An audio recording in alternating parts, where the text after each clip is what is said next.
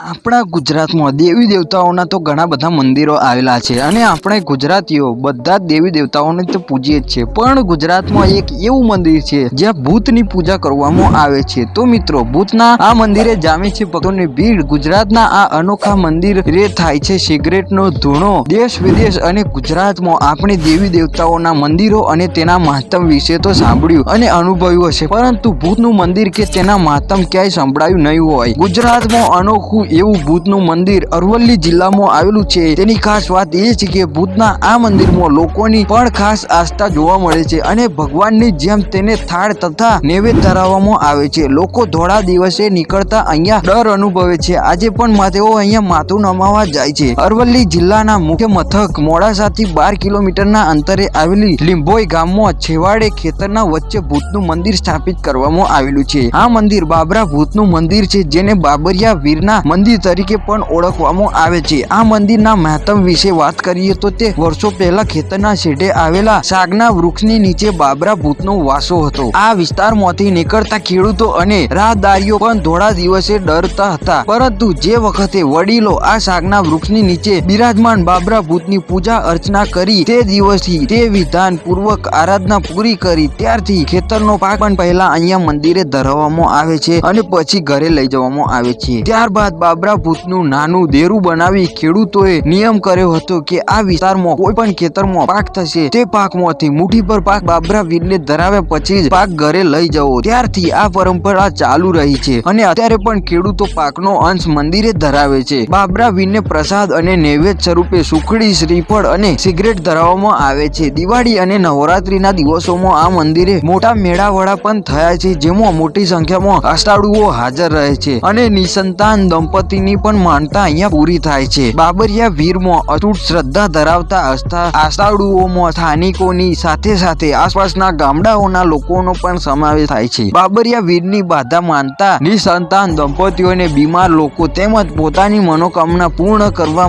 માનતા લોકો રાખતા હોય છે અને તેઓની આ માનતા પૂરી થતી હોય છે। પોતાના કામ પૂર્ણ થયા બાદ લોકો પોતાની માનતા રંગે ચંગે પૂર્ણ કરવા આવતા હોય છે અહીંયા। અને મિત્રો, આ બાબરિયા ભૂત વિશે તમે જાણતા હતા તો કોમેન્ટમાં જણાવવાનું ભૂલતા નહીં અને ચેનલમાં નવા હોય તો સબસ્ક્રાઇબ કરવાનું ભૂલતા નહીં। મળીએ છે બીજા એક નવા વિડીયોની સાથે।